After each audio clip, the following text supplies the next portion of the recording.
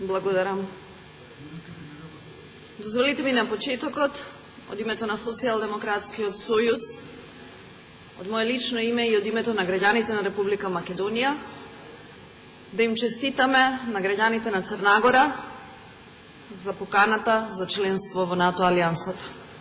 Овој настан не само што е важен за регионот, туку во исто време не подсетува сите заедно во овој регион каде бевме, кој од каде тргна и кој до каде стигна.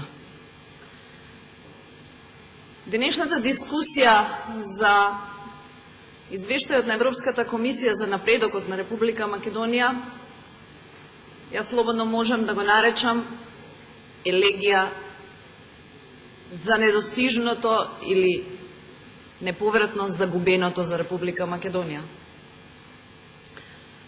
Овој извештај, седми поред, кој излезе на 10 ноември оваа година, ја пресретнува Македонија во својата најдлабока, најширока, најголема политичка и институционална криза од нејзиното 24 годишно постоење. Овој извештај ги потврдува сите оние наводи кои македонската опозиција ги навестуваше, ги говореше последните 7-8 години и потврди, односно верификуваше дека во Македонија владее тоталитарен, криминален и корумпиран режим, кој што за своја потреба воведе комплетна аномија во државата. Во Македонија повеќе не се почитува ниту устав, ниту закон. Во Македонија, владата на Република Македонија, заедно со своите сите коалициони партнери, од прв до последен, најнапред ги партизираше сите институции за подоцна да ги приватизира и тие да служат само и единствено за потребите на врхушката на власт. Ова е реалност на која мојата партија предупредуваше, но за жал, меѓународната заедница, за мој вкус, може би предоцна, ја констатираше како реалност. На овие состојби им претходеа настани сигнали.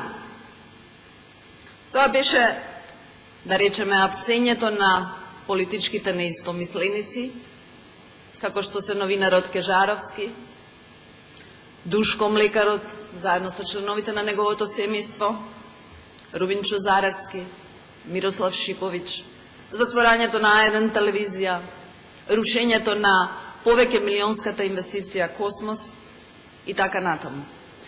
Претходеше и примитивна, груба и недозволена црна кампања против поранешното раководство на Социјалдемократскиот сојуз, начело со господинот Црвенковски, против сегашното раководство на Социјалдемократскиот сојуз, начело со господинот Заев. Беше уапсен председател на една помала политичка партија под сомнителни околности. Беше дисквалификуван, омаловажуван и навредуван поранешниот представник на Европската комисија во Република Македонија, господинот Ерван Фуере. Беше водена црна и примитивна кампања против оние медиуми кои што критички се осврнуваат кон состојбите, против поединци. Се направи обид да се одземе автономијата на Универзитетот Свети Кирил и Методи. Уценети се лекари, професори, студенти, но исто така се пререгулирани и цели професии. Оваа власт се делегитимираше самата себе си на 24 декември со применувањето на брутална сила против легитимно избраните представници на народот во овој собраниски дом и против новинарите. Европскиот извештај по својата суштина потврдува дека оваа власт ги приватизира институциите само со цел неконтролирано да ги исцрпува финансиските ресурси на оваа држава со единствена цел да обстои на власт и да ги богати највисоките представници од незините редови. Затоа, денес Македонија се соочува со девастирана демократија, разрушени институции, уништен правен поредок, судски систем кој се дави во политички нарачки, оплячкана економија, недостаток на основни човекови права и слободи, медиумски мрак, масовно иселување, срамни извештаи, меѓународни посредници, специјално јавно обвинителство, понижени граѓани, условена препорака, земја без иднина. Што всушност значи условената препорака? Условената препорака значи дека оваа земја нема практична препорака. Она што е уште поважно, а што произлегува од содржината на извештајот, е дека главниот семафор за градење на позициите во извештајот за напредокот на Македонија се прислушкуваните материјали и содржините произлезени од нив. Извештајот е преполн со груби реченици за власта во Македонија. Извештајот упатува на тоа дека институциите во Република Македонија се колабирани, дека тоа се мртви институции. Затоа, меѓународните посредници и со извештајот на Прибе и со јунско-јулскиот договор се обидуваат да оформат паралелни институции, односно инвалидски помагала на постоечките нефункционални институции кои што ќе треба да ја изведат колку толку оваа земја на правиот пат. Она што исто така е интересно е тврдењето на председателот на Република Македонија, со кој што не верував дека било кога ќе се согласам за било што, а тоа е дека и тој овој пат се огласи со тврдење дека европскиот извештај е комплетна рефлексија на состојбите во Република Македонија. Тоа отвара две дилеми. Дали тој разбира што тој рекол и дали вие разбирате што тој рекол.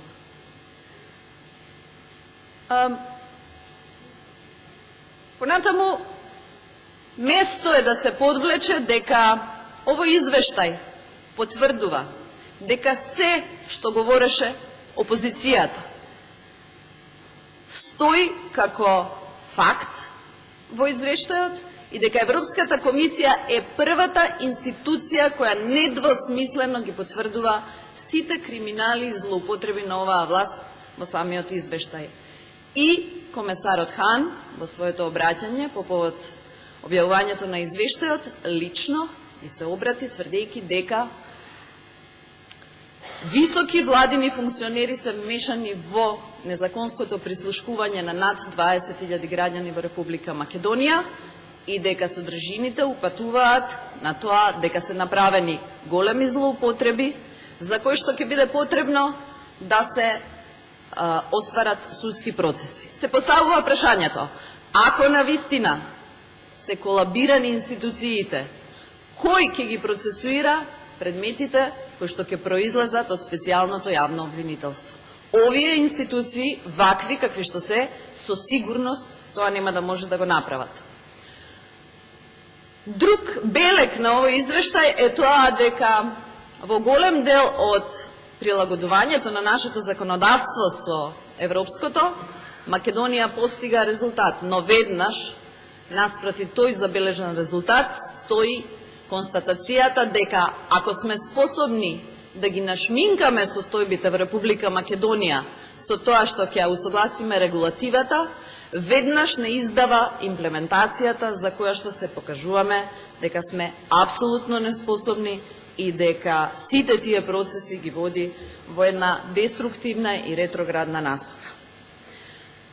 Тажно е да се констатира и тоа дека на половина пат до извештајот Европската комисија ни понуди инструмент за спас, а тоа беше извештајот на Прибе, кој што побара итна имплементација на реформски процеси во медиумите и судството, но за жал тоа не го сторивме. ВМРО ДПМН го прокоцка сиот капитал кој што со години котрпно беше граден во Република Македонија и својот драматичен пад во таа насака го покажа и во 2011, и во 2015, во 2011 со тоа што крупните министерства одговорни за овој процес ги предаде на ДУИ, кого евроинтеграциите го интересираат исто колку ланскиот снег. Благодарам. И неспроведувањето на извештајот на Прибе, кој што беше шанса колку толку да го фатиме тој процес. Благодарам.